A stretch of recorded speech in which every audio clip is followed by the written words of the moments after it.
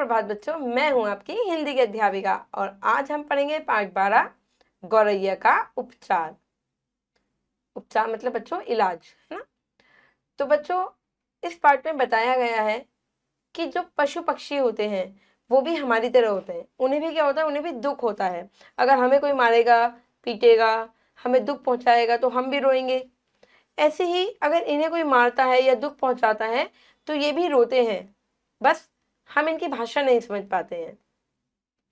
तो इस पार्ट में बच्चों एक बच्चा है जो पतंग उड़ा रहा है और उसकी डोर से उलझकर ये गौरैया जो है गिर जाती है। उसकी गर्दन में क्या है, चोट आ जाती है। फिर उसका उपचार किया जाता है, उसके परिवार उसका उपचार करता है, यानी कि उसका इलाज करता है। कई बार बच्चों जब हम बसंत पे पतंग उड़ाते हैं हमें देखना चाहिए कि बहुत ज्यादा तेज मांझा हमें उपयोग में नहीं लाना चाहिए। क्यों? पशु पक्षी भी हैं, जाते हैं, कई बार उनकी गर्दन से कट जाते हैं। कई बार बहुत सारे ऐसे केस हो चुके हैं, तो हमें कई बातों का ध्यान पतंग उड़ाते हुए रखना चाहिए। चलिए बढ़ते हैं पाठ की ओर। पाठ 12 गौरैया का उपचार। प्रस्तुत पाठ के माध्यम से लेखिका ने सभी पशु पक्षियों के प्रति प्रेम भाव रखने का संदेश दिया है। लेखिका का संदेश है कि हमारी ही तरह पशु पक्षियों को भी प्यार और देखभाल की आवश्यकता होती है। हमें भी प्यार की आवश्यकता है, देखभाल की आवश्यकता है, ऐसे ही इन्हें भी है। आइए इसे पढ़कर इसका आनंद ले, मजा ले। आज इतने वर्षों के बाद भी मैं वह घटना नहीं भूल पाई जो आज आपको बताना चाहती हूँ। यह घटना तब की है जब मैं लगभग 10 वर्ष की थी। ये लेखिका कह रही है कि जब 10 वर्ष की थी तब ये घटना घटी थी और आज तक मैं भूल नहीं पाई। रविवार का दिन था, यानी कि संडे का दिन था। पापा समाचार पत्र पढ़ रहे थे। मम्मी सुबह की चाय का आनंद ले रही थी। मेरी बहन तृप्ति और छोटा भाई विपुल छत पर पतंग उड़ा रहे थे। विपुल इसका भाई है जो क्या कर रहा था, पतंग उड़ा रहा था छत पे। अचानक उनकी पतंग की डोर से उलझकर नन्ही सी गौरैया नीचे आ गई, यानी कि नीचे गिर गई। किससे उलझकर? डोर से, पतंग की डोर से। तेज आवाज से दोनों चौंक गए। जैसे वो नीचे गिरी क्या हुई, बहुत तेज आवाज हुई। दोनों ने पास जाकर देखा तो वह बेहोश थी। उसकी गर्दन में घाव हो गया था। जो गौरैया थी जो एकदम गिरी थी नीचे आके, उसकी गर्दन में क्या हो गया था, चोट लगी थी, घाव हो गया था, वो बेहोश थी। पंख टूटकर इधर उधर गिर गए थे। उसके जो पंख थे जिससे वो उड़ रही थी प्यारी सी गौरैया, वो टूट गए थे। उसके पंजों में भी बुरी तरह चोट लगी थी, भाई इतने ऊपर से गिरी है। माँ ने घायल गौरैया को उठाया, उसे रुई के फाहों में रखा और पानी के छींटे डाले। जैसे रुई को ऐसे से फैलाया, फावड़ा सा बनाया उसका, और उसमें उसे बिठा दिया, मतलब कि लिटा दिया। इससे गौरैया को थोड़ा आराम मिला। जैसे गद्दे पर अगर हम बैठ जाते तो गुदगुदा सा मिलता है ना, ऐसे ही उसे उस रुई पे क्या मिला, आराम मिला। विपुल और तृप्ति ने पूछा, पापा अब क्या होगा? पापा बोले, तुम लोग चिंता मत करो, हम इसे पक्षियों के अस्पताल ले जाएंगे, वहां यह गौरैया बिल्कुल ठीक हो जाएगी। अब बच्चों को क्या हुई, चिंता हो गई कि अब क्या होगा, ये तो अब उड़ नहीं पाएगी, इसको तो चोट लग गई। तो उसके पापा ने बोला कि तुम चिंता मत करो, हम इसे हॉस्पिटल लेके जाएंगे जहाँ पे पक्षियों का इलाज होता है। आप देख रहे हो ये गौरैया। पक्षियों का अस्पताल? बच्चों ने बड़े हैरानी से पूछा, अच्छा पक्षियों का भी कोई अस्पताल होता है? उन्होंने कहा, हाँ बच्चों, पक्षियों का अस्पताल। यह अस्पताल दिल्ली के लाल किले के सामने है, ये आपको पता होना चाहिए। वहां बीमार और घायल पक्षियों का मुफ्त उपचार होता है, मतलब कि फ्री में। तो बच्चे पूछते हैं, सचमुच पापा? तो फिर हम जल्दी से पक्षियों के अस्पताल चलते हैं कि जल्दी जल्दी ये ठीक हो जाए। इतना कहकर वे गौरैया को पक्षियों के अस्पताल ले गए। वहां पहुंचते ही डॉक्टरों ने गौरैया की जांच की और उसका इलाज शुरू कर दिया। पहले देखा, चेक करा। कभी भी हम भी अगर जाते हैं या देखते हैं तो सबसे पहले क्या होता है, डॉक्टर देखता है हुआ क्या है, उसके बाद उसका इलाज शुरू होता है। तो पहले गौरैया को देखा कि हुआ क्या है, तब जाके उसका इलाज किया। तृप्ति और विपुल को पक्षियों का अस्पताल बहुत अच्छा लगा।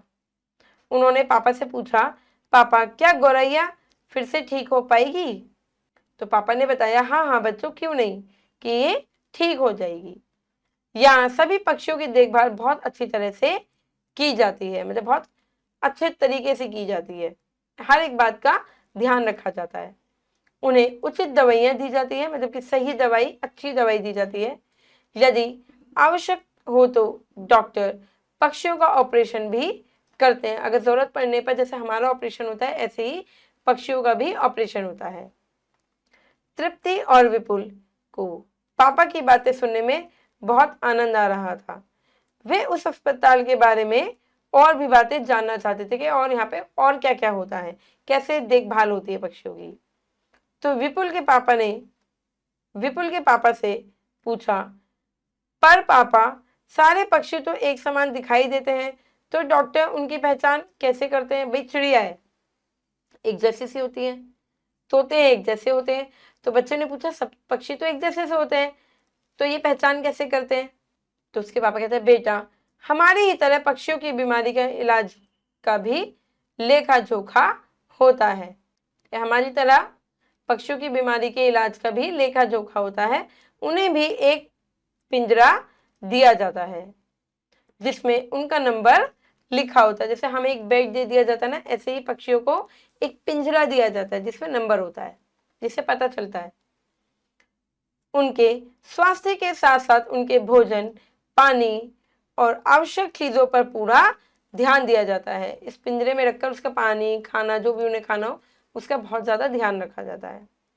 तो पापा यह अस्पताल कब शुरू हुआ था? तृप्ति ने उत्साह से पूछा, उत्सुकता से, कि कब हुआ था ये शुरू? तो पापा ने कहा, इस अस्पताल का प्रारंभ सन 1926 में हुआ था। कब? 1926 में। उस समय तो यहाँ घायल पक्षियों की केवल मरहम पट्टी ही की जाती थी, मतलब जो घायल हो गया कि पट्टी उट्टी बांधी, ठीक है, पर ऑपरेशन वगैरह भी हुआ है। परंतु सन 1956-57 में यह पूरा अस्पताल बन गया। पहले पट्टी वट्टी करते थे, पर 56-57 में पूरा ही अस्पताल बन गया। अब तो पक्षियों के उपचार के लिए आईसीयू यानी कि व्यक्तिगत केयर यूनिट भी है और साथ में विशेष वार्ड भी है। इसके साथ साथ प्रयोगशाला भी है, ऑपरेशन थिएटर भी है, वहां पे आईसीयू भी है, सब कुछ है पक्षियों के लिए। तो विपुल ने पूछा, पापा क्या सारे पक्षी एक साथ पहली मंजिल पर ही होते हैं? तो पापा बोले, नहीं नहीं बेटा, पहली मंजिल पर तो पक्षी को तब तक रखा जाता है जब तक कि वह खतरे से बाहर नहीं हो जाता। जब तक खतरे से बाहर नहीं होता, जब तक इस पहली मंजिल पे रखा जाता है। उसके बाद उसे दूसरी मंजिल पर भेज दिया जाता है। जब पहली मंजिल पर जब तक रखा जाता है जब तक वो खतरे में रहता है। अगर वो खतरे से बाहर हो गया तो उस पक्षी को दूसरी मंजिल पर भेज दिया जाता है, जहां पर उसका पूरा ध्यान रखा जाता है। इस मंजिल पर एक फव्वारा भी है, जिसके कारण पक्षियों को कम गर्मी लगती है। फव्वारा है, ठंडा ठंडा लगता होगा पक्षियों को, इसलिए वहां पर फव्वारा भी दिया गया है। इस मंजिल पर तो बहुत ही हर्ष और उल्लास का वातावरण होता है।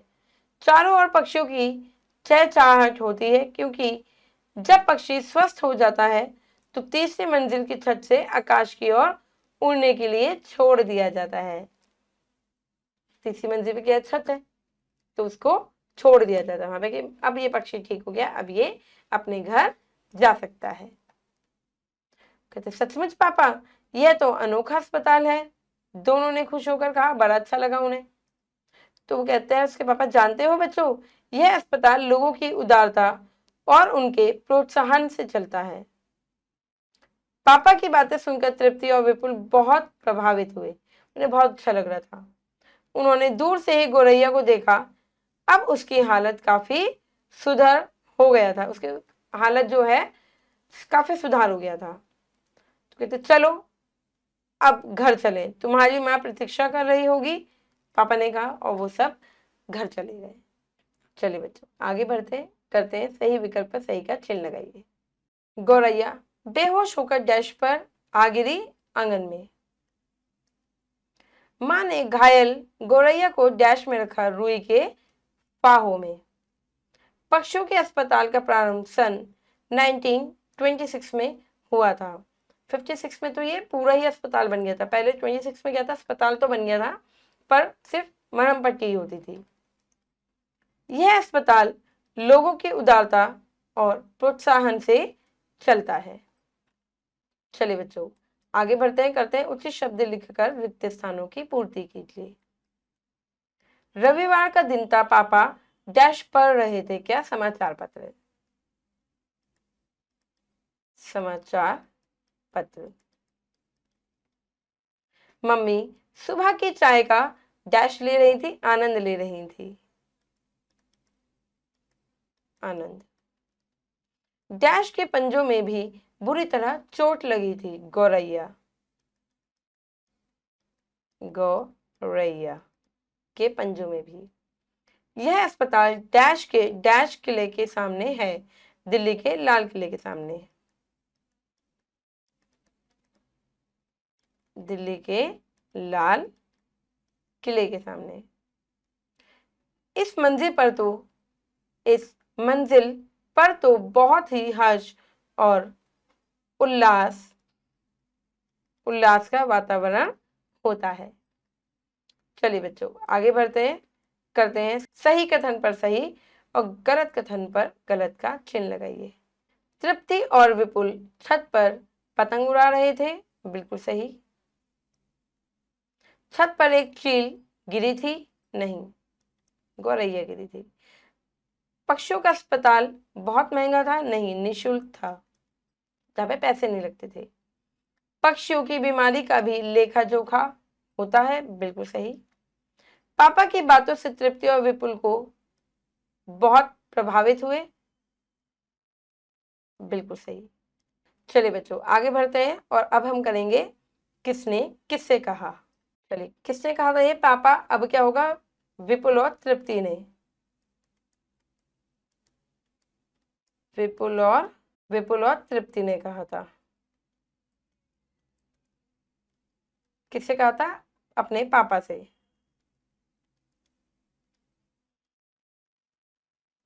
हमारी ही तरह पक्षियों की बीमारी के इलाज का भी लेखा जोखा होता है, किसने कहा था, पापा ने।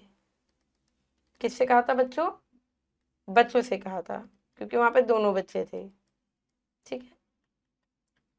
सारे पक्षी तो एक समान दिखाई देते हैं, तो डॉक्टर उनकी पहचान कैसे करते हैं, किसने कहा था, विपुल ने। और बच्चों किससे कहा था, अपने पापा से। अब घर चले, तुम्हारी माँ प्रतीक्षा कर रही होगी, किसने कहा था, पापा ने। और किससे कहा था, अपने बच्चों से। चलिए बच्चों ये प्रश्न उत्तर है, व्याकरण है, आपको खुद से करनी है। आशा करती हूँ ये पाठ आपको समझ में आया होगा। आशा करती हूँ ये पाठ आपको समझ में आ गया होगा। अब मैं मिलूंगी आपसे अगली कक्षा में। जब तक के लिए आप खुश रहिए, अपना ध्यान रखिए, धन्यवाद।